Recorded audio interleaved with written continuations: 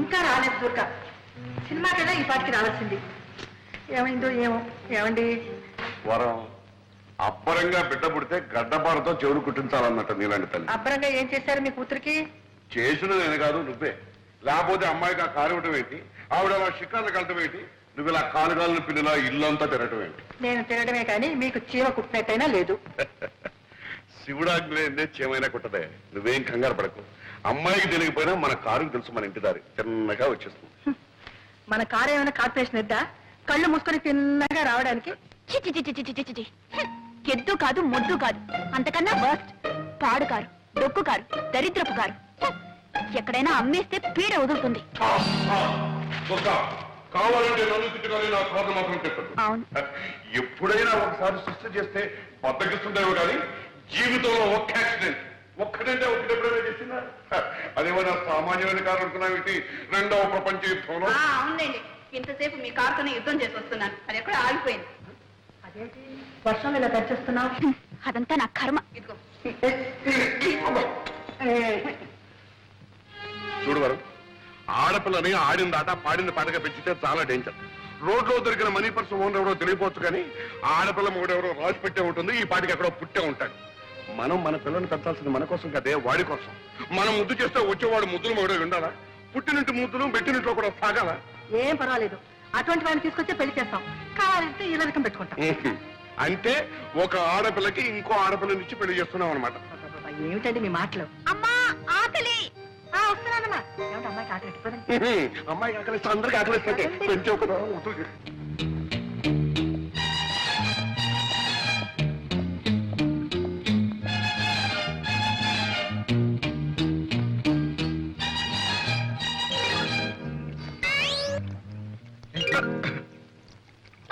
తోటపాలి నువ్వేనా? అవును బాబు. చిన్నమ్మ గారు ఉన్నారా? చిన్నమ్మ గారంటే దుర్గయ్య.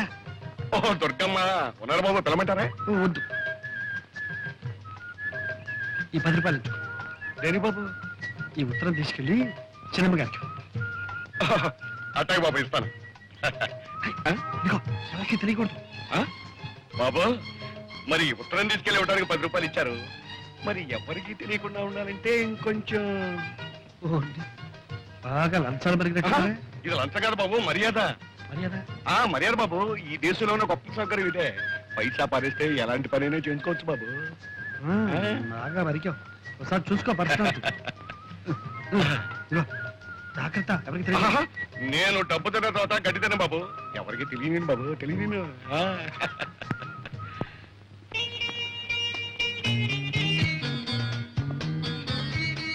ఎరా మధు, నిన్న నేను చెప్పిన ప్రేమ పాఠం వంట పట్టిందా? బాగా పట్టింది. ఇదిగో బొమ్మతో రిహార్సల్ చేస్తున్నాను. Good good. అయితే ఇవాళ ప్రాక్టికల్స్. ఇదిగో నేను చెప్పిన పాఠం ఆచరణలో పెట్టే అవకాశం వచ్చింది. ఏమిటి? ఏమిటా? మంచి మంచి అమ్మాయిలు వస్తున్నారు. అమ్మో, అమ్మాయిలే. నాకు భయంగా ఉందిరా. భయపడి చూస్తావేరా అలాగా? చూడు, పిరికివాడికి ప్రేమించే హక్కు లేదు. కాబట్టి గెట్ రెడీ, కమ్ ఆన్.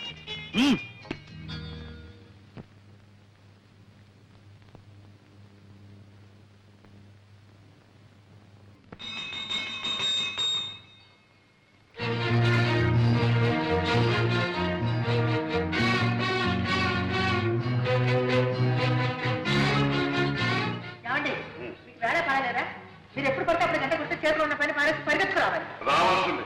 ఇది ఇల్లీగల్, అత్యవసర సమావేశం, emergency. Very good, very good. అందరూ వచ్చేసే కదా. ఇది కాన్స్టిట్యూషన్. ప్రస్తుతం మన దేశానికి చాలా అవసరమైంది. ఓకే, నౌకర్లు శాఖలు కూడా వచ్చినట్టున్నారు. ఇది మా కుటుంబ ఆంతరంగిక సమావేశం. మీరు మాత్రం వెళ్ళిపోండి. కూర్చోండి. ఈ అత్యవసర సమావేశం దేనికి అంటే మనం అత్యవసరంగా ఒక అత్యవసర విషయాన్ని గురించి చర్చించి ఒక నిర్ణయానికి రావడం అత్యవసరం. ఆ అత్యవసర విషయం ఏమిటి అంటే మన అమ్మాయి కుమారి దుర్గాదేవికి అత్యవసరంగా ఒక సంబంధాన్ని చూసి కాయపరిచి ముహూర్తం పెట్టించాం. ఇప్పుడు అమ్మాయి పెళ్లికి అవసరం వచ్చిందండి. ఇప్పుడు మనం తొందరపడకపోతే అమ్మాయే తొందరపడే అత్యవసర పరిస్థితి ఏర్పడితే. మామగారు చెప్పిందే నిజమైతే అత్యవసరంగా ఆలోచించాలి మనం. ఏమిటా నిజం? నా కూతురు ఏమన్నా మొగుడో అని కలవరిస్తుందా? మొగుడు అని నీ కూతురు అనకపోయినా ఎవడో పెళ్ళామో అంటూ నీ కూతురు కోసం మన ఇంటి చుట్టూగా తిరుగుతున్నాడే. అదేదో లవ్ అఫేర్ లా ఉంది నాన్నగారు. లవ్వే ఈ లవ్ అఫైర్ ఎంతవరకు వచ్చిందంటే నా కూతురుకు లవ్ లెటర్ నేనే పోయాల్సి వచ్చింది. పూణే మైలే 20 రూపాయలు బడ్జెట్ కూడా తీసుకున్నాను. ఏమిటి మీరు అంటున్నది? అభం శుభం తెలియని దాని మీద అభాండాలు వేయకండి. దానికి లవ్ లెటరా? ఎవడండి రాసింది? ఎవడో నాకు తెలియదు కానీ ఇదిగో, నేను తోటలో పనిచేస్తుంటే నాకు తోటమాలు అనుకుని నా చేతిలో 10 రూపాయలు పెట్టి తర్వాత ఉత్తరం తీసి ఇది మీ చిన్నమ్మాయి గారికి ఇవ్వన్నాడు.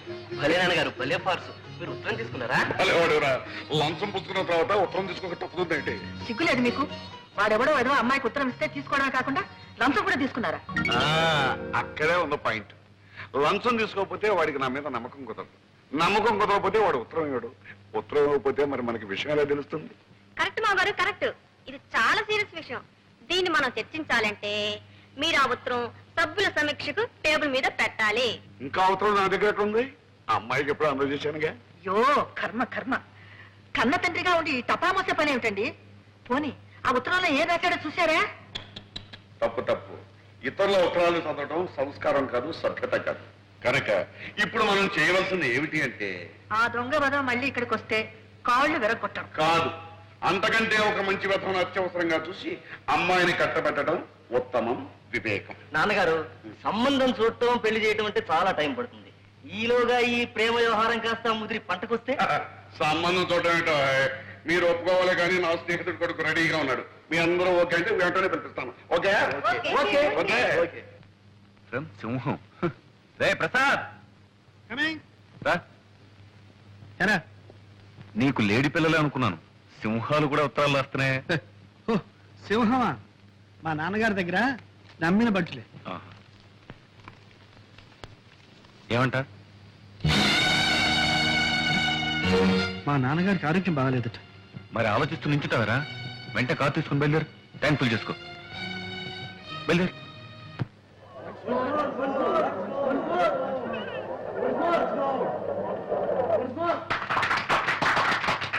బాబు, సంతోషం ఎక్కువైందంటే నా ఇప్పే దొరికిందా? బాబు, ఈ రోజుల్లో ఉత్తరాలు రాస్తే చేరుతాయా? రమ్మని రాశారు, వెంటనే వచ్చేసావా? వచ్చావా బాబు? బాగున్నావా? మీ ఆరోగ్యం ఎట్లా ఉంది నాన్న? వయస్సుతో పాటు క్షీణించేదే గాని పెరిగేది కాదు కదా. అది సరే గాని నువ్వు నాటకాలు వేస్తున్నావట, నటుడిగా మంచి పేరు తెచ్చుకున్నావట. మహానటుడు మాధవయ్య గారు కొడుకు నటుడు కావడం పెద్ద గొప్ప. ఒరే ప్రసాద్, నీ నాటకాలని నువ్వే రాసుకుంటున్నావట. అందుకు నేను చాలా గర్విస్తున్నా. నటులదే ఉందిరా, నాటకాలు రాసిన కవులు, వాళ్ళు సృష్టించిన పాత్రలు అవేరా శాశ్వతం.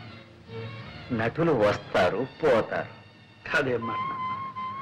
కవులు ఎంత గొప్ప పాత్రలు సృష్టించినా వాటికి జీవం పోసిన మహానటులు ఎంతమంది లేరు. ఉదాహరణకు బళ్ళారి రాఘవ, స్థానం, మాధవ పెద్ద, అది నిజమే నాయన. ఆ పాత్రలకు అమరత్వం కల్పించి శాశ్వతం చేసి ఆ నటులు కాలగర్భంలో కలిసిపోయారు. దేశం వాళ్ళను మర్చిపోయింది. అందాక ఎందుకురా, నా సంగతి చూడు. నేను నాటకాలాడే రోజుల్లో మాధవయ్య నాటకం అంటే టిక్కెట్టే దొరికేది కాదు. జనం గిటగిటగిటగిట్లాడిపోయేవాడు. మాట మాటకు చప్పట్లు, పద్యం పద్యానికి వంశమోర్లు, అడుగడుగు నా హర్షాతిరే కాదు. ఎన్ని సన్మానాలు, ఎన్ని బిరుదులు, ఎన్ని బహుమతులు రా.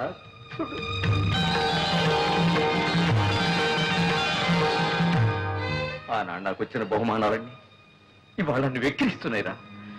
ఇవాళ నేను ఎవరికి కావాలి, ఎవరికి గుర్తున్నాను? తల్చేవాళ్ళు ఎవరు, పలకరించేవాళ్ళు ఎవరు? ఆనాటి ఆ వైభవాన్ని, ఈనాటి ఈ స్థితిని తలుచుకుంటే నాలో నాకొక భంగి నవ్వు. అంతేరా నటుడి బ్రతుకంటే అంతే. కాళిదాసు, షేక్స్పియరు, వేద వెంకటరాయ శాస్త్రి, ధర్మవరం రామకృష్ణమాచార్యులు, తిరుపతి వెంకట కవులు, గురజాడ లాంటి ఇంకెందరో మహాకవులు చచ్చిపోయినా సజీవంగా ఉన్నారు, ఉంటారు కూడా నాయన. అందుకే నువ్వు రచయిత అయ్యావంటే నేను అంతగా గర్వించాను నాయన.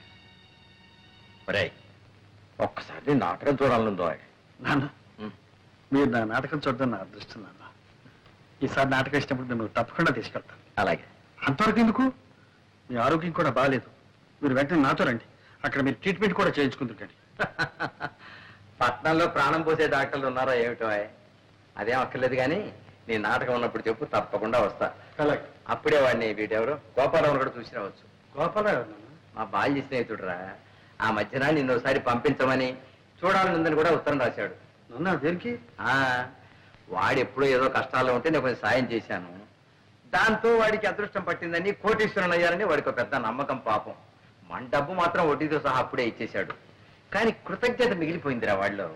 అంటాడు, రే మాధవయ్య, నీ కొడుకు నా కూతురిచ్చి పెళ్లి చేయాలరా, అప్పుడు కానీ నీ రుణం తీర్చిన విముక్తి కలగదురా అంటాడు. పెళ్లి కూడా ఎందుకు లేదు?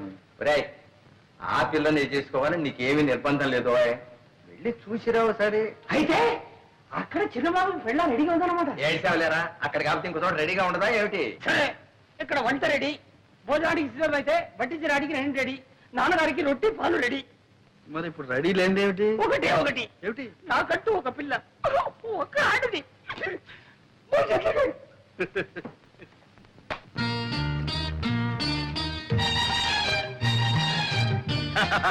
రండి బాబు రండి, తమను చూసి చాలా కాలం అయింది. చిన్నమ్మగారిని పిలవమంటారా? చిన్నమ్మగారు వద్దు కానీ మీ అయ్యగారు గోపాలరావు గారు ఉన్నారా? ఉన్నారు బాబు. ఇది తీసుకెళ్ళి ఆయనకి ఏడు బాబు, మొన్న ఏమో చిన్నమ్మగారికి ఇవ్వమన్నారు, ఇప్పుడు పెద్ద గారికి ఇవ్వమంటున్నారు, రేపు పెద్దమ్మ గారికి కూడా ఇవ్వమంటారేంటి? చిచి, నీ అధిక ప్రసంగం నువ్వు తీసుకెళ్ళి. బాబు మరి మన మర్యాద మర్యాద బాగా అలవాటు పడిపోయావు. చేయమంటారు బాబు? బాబు మీరు వరండాలో కూకండి, నేను అయ్యగారితో చెప్పేస్తాను.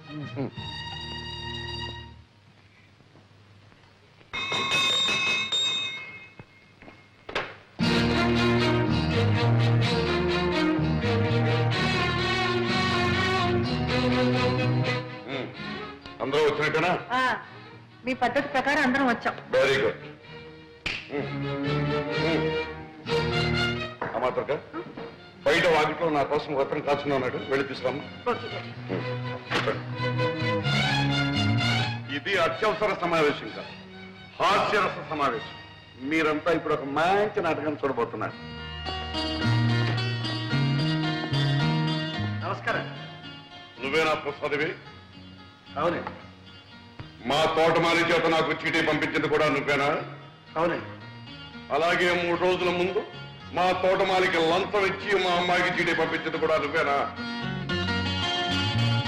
నిజం చెప్పు, నా మొహం చూసి చెప్పు. మీరు? నేనేనయ్యా ఈ ఇంటి తోటమాలిని, ఈ ఇంటి యజమాని గోపాలరావుని. ఇప్పటికైనా అర్థమైందా? మా అమ్మాయికి లవ్ లెటర్ తెస్తావా? లవ్ లెటర్ నీకెన్ని కుండలు? అదే లేదు మమ్మీ, సరళ పిక్నిక్ రమ్మని రాసిన ఉత్తరం. అదే ఇతరులకు తేవాలి. యాండి, ఉత్తరం ముక్క తెచ్చిచ్చేందుకే కొత్త ఉడికిపోతున్నారే. ఇంతకు మునుపు మీ అమ్మాయికి నాకు జరిగిన ఏమిటా కూతురు? బాబు ప్రసాద్, అసలు ఏం జరిగిందో చెప్పు, ధైర్యంగా చెప్పు. మీ డొక్కు కారు దిక్కు మొక్కు లేని చోట, దెయ్యాలు తిరిగే చోట ఆగిపోతే మీ ముద్దుల కూతురు ఏడుపు ముఖం పెట్టుకుని వర్షంలో తడిచి ముద్దయి గడగడగడ ఒడికిపోతుంటే అయ్యో పాపని నా సైకిల్ మీద తీసుకొచ్చి ఇక్కడ దింపారు. నాన్నగారు, ఇంతకన్నా పెద్ద చరిత్ర ఉందండి ఈ ప్రసాద్కి. ఈయన గొప్ప స్టేజ్ ఆర్టిస్ట్, నవ్వుల నట సామ్రాట్, హాస్యరస చక్రవర్తి అనే బిరుదులు కూడా ఉన్నాయండి. అవును మావయ్య గారు, నేను ఈయన నాటకం చూశాను. అత్తయ్య గారు, మీరు ఒకసారి ఈయన నాటకం చూశారంటే రోజుకు 3 సార్లు నవ్వుకుంటారు. అబ్బాయి, నువ్వు ఆర్టిస్టు కనుక నిన్ను క్షమిస్తున్నా. ఇప్పుడు చెప్పు, నన్ను చూడాలని ఎందుకు వచ్చావు? నా నాన్నగారు మిమ్మల్ని ఒకసారి చూడమంటే వచ్చా. ఎవరు మీ నాన్న? రంగమార్తాడు మాధవయ్య గారు. మాధవి కొడుకు అభినవ దుర్యోధనుడని, అపహరిశ్చంద్రుడని, ఒకప్పుడు ఆంధ్ర నాటక రంగాన్ని వృతులగించిన మా మాధవి కొడుకు. ఏమండి, మీరు మాటలు చెప్పడం చూస్తే మీరు ఎప్పుడు నాటకాల్లో వేశారా? ఆయన ఏడ్చాడు కానీ ఆయన ఎక్కడా నేను ఎక్కడ. ఆయన కొడుకు నువ్వు చెప్పాను కదా. Very good, very good. ఎవరో మాధవి కొడుకు చెప్పానే అబ్బాయి, ఇతను